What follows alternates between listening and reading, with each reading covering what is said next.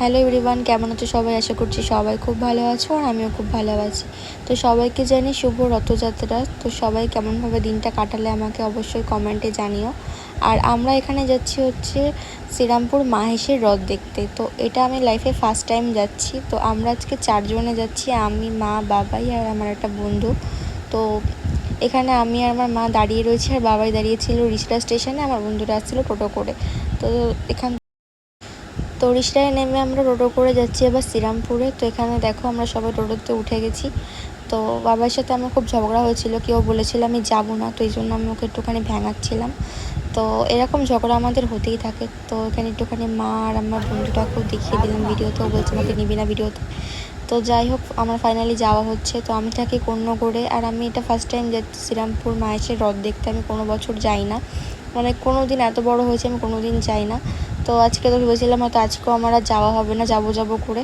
তো মনটা অনেকটা ভেঙেছিলো। একটা আমি জিনিস খুব ভালো করে মানি যে ভগবান না চাইলে কিছুই হয় না, আমাকে জগন্নাথ টেনেছে তাই আমি যাচ্ছি, আজকে যেতে পেরেছি।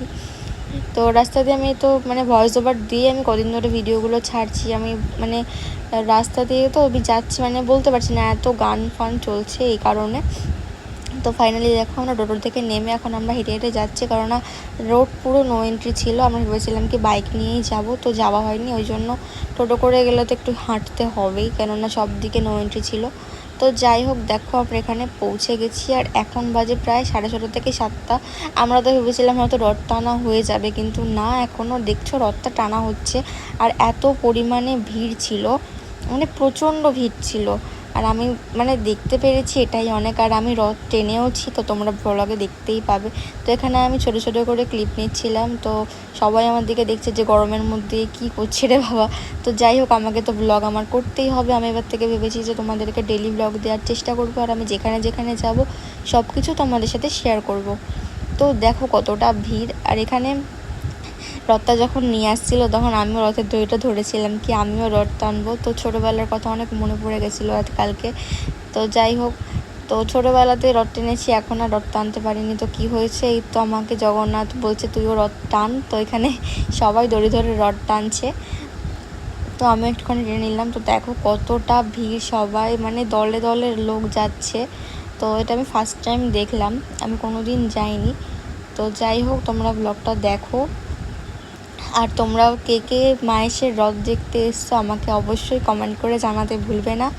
আর এই ক্লিপটা এটা আমি নেওয়ার জন্য অনেকক্ষণ ধরে ওয়েট করছিলাম।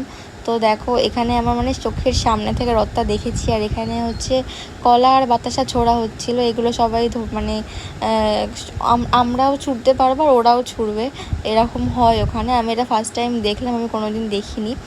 তো সামনে থেকে রথটা দেখতে পেরে মানে আমি অনেকটা মানে কি বলবো, যে আমি সামনে থেকে যে দেখবো কখনো ভাবিনি। তো যাই হোক, তারপরে আমরা গেছিলাম হচ্ছে রথের মেলায়।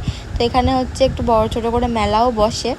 তো মেলাতে ছিল আজকের দিনে প্রচণ্ড ভিড়। আমরা তো ভেবেছিলাম ঢুকবো না, হলাম না, যখন এসছি একটু ব্লগ তো করে আমাকে নিয়ে যেতেই হবে।